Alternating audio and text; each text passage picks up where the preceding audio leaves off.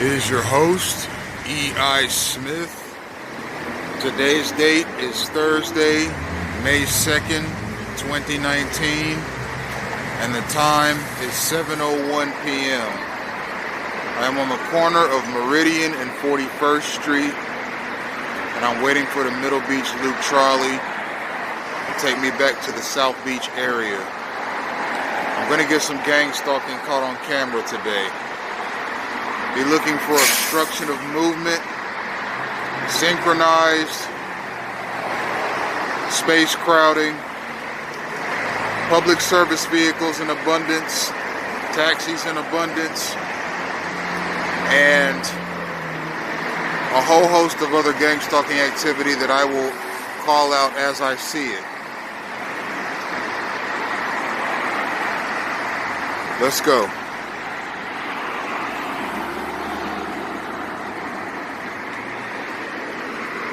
I'd like to talk about another element of gang stalking that is unknown to a lot of people in the online community. And that aspect of gang stalking is paranormal activity. There are high levels of government and the upper echelons of many religions that investigate paranormal activity. That can also be described as supernatural activity or activity that cannot be explained with science. The investigation of the paranormal goes back many millennia. And today's paranormal investigations involve many aspects of gang stalking. I've talked previously about some of the ways that a person can get placed in a gang stalking campaign. Yeah. Oh, can I take a picture of you? Yeah, I could take a picture for you. Yeah.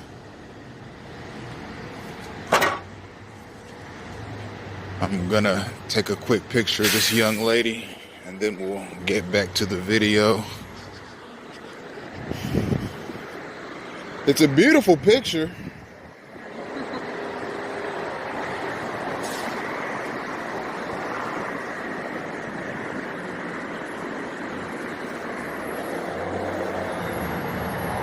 How many pictures do you want? Just one? Okay. On three. 1, 2, 3.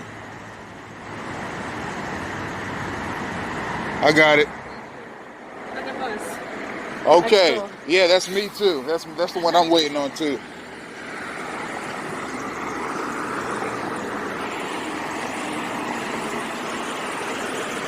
So I just took a picture of that young lady and we'll get back to paranormal activity. Paranormal activity is investigated by many law enforcement agencies, including military aspects, the CIA, and various other agencies that we probably don't know about.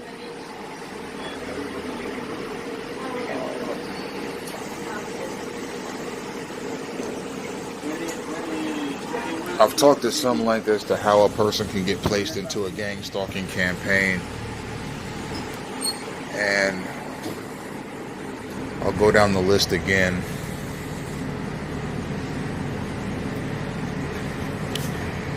A nasty divorce, having an inheritance, whistleblowing, making the wrong enemy,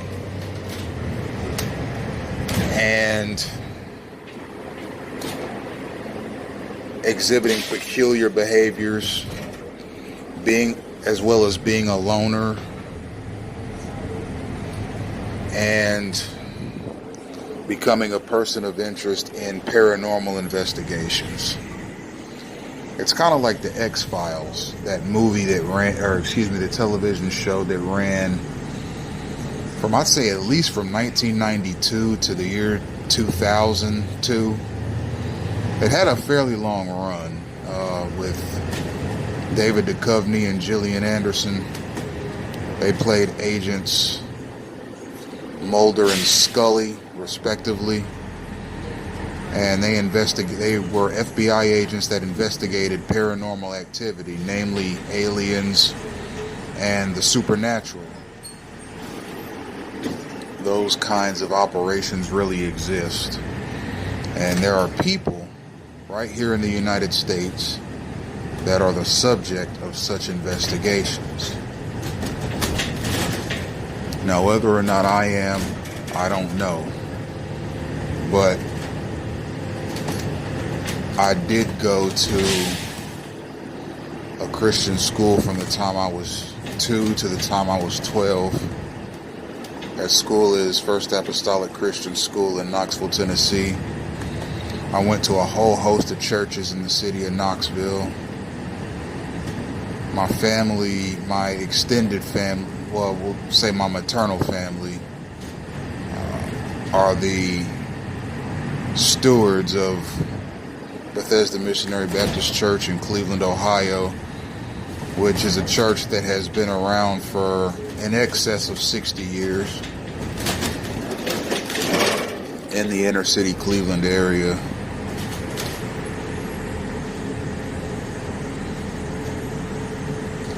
I've started my own website and enterprise, EIS Media Group and Bible Discourses LLC, of which I am the founder and sole proprietor.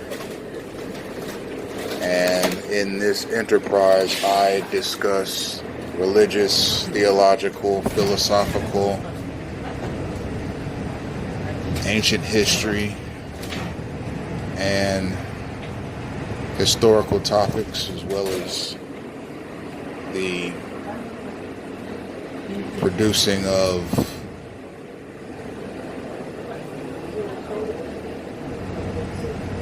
art and related images.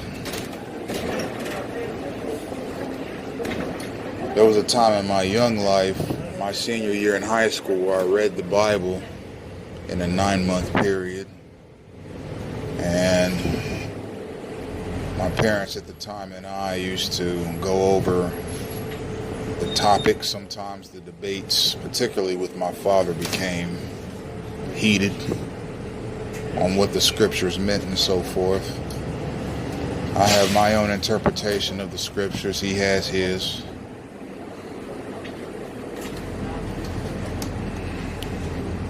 Just as everybody has their own interpretation of scriptural and philosophical texts.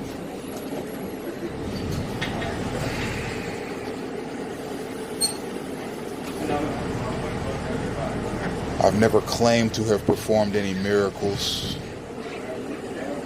I've never claimed to have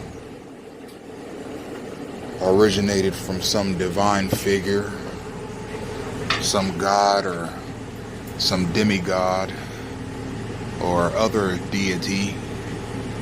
I've never claimed to have been abducted by aliens.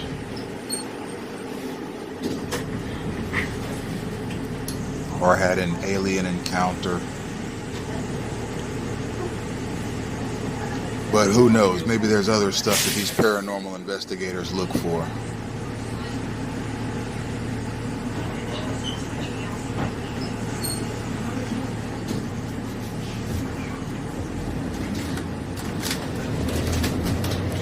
But I'll have you know that we witnessed some synchronization earlier with that young lady that asked me to take that picture of her. She's on the bus now.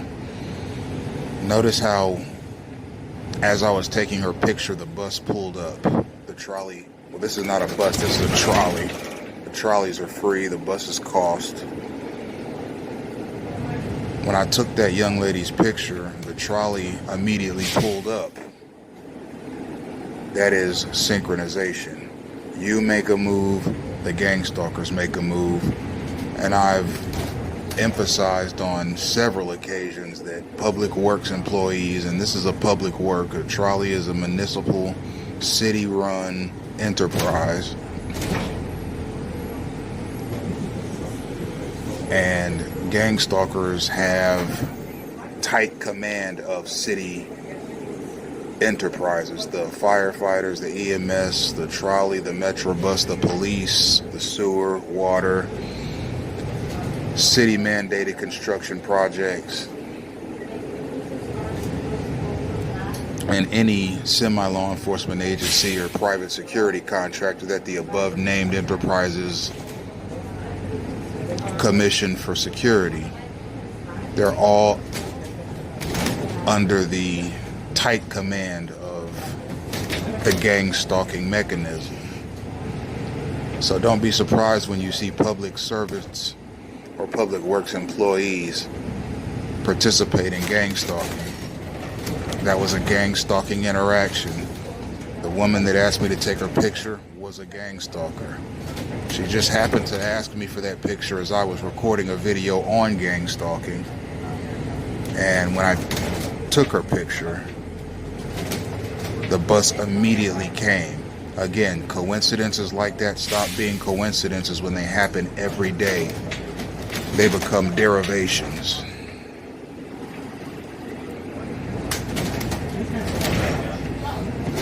You make a move, the gang stalkers make a move. It's called synchronization.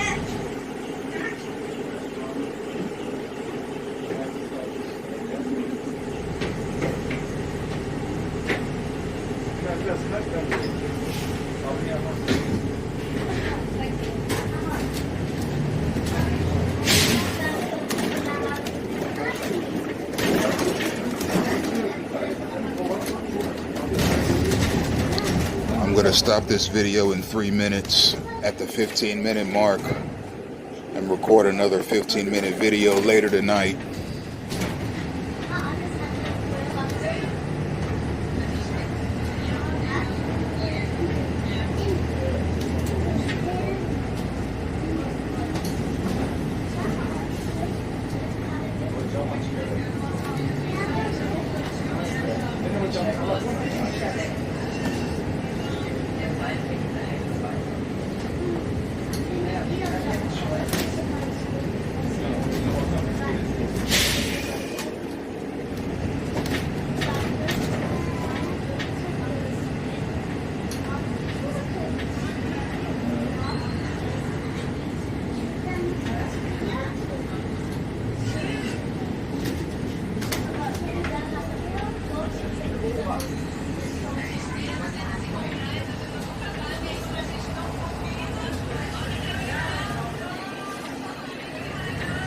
It's fairly cold on some of these trolleys,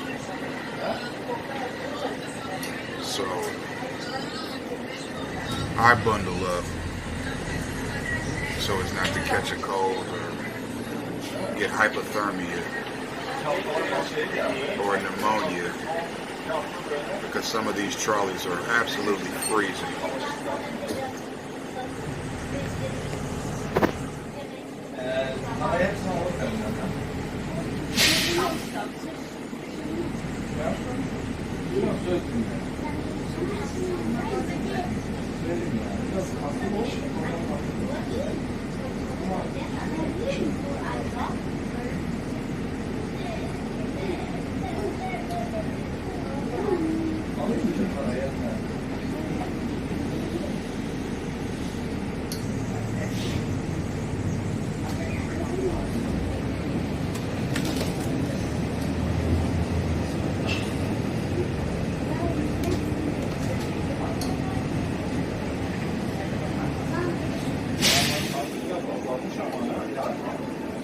Stopping the video in 10 seconds.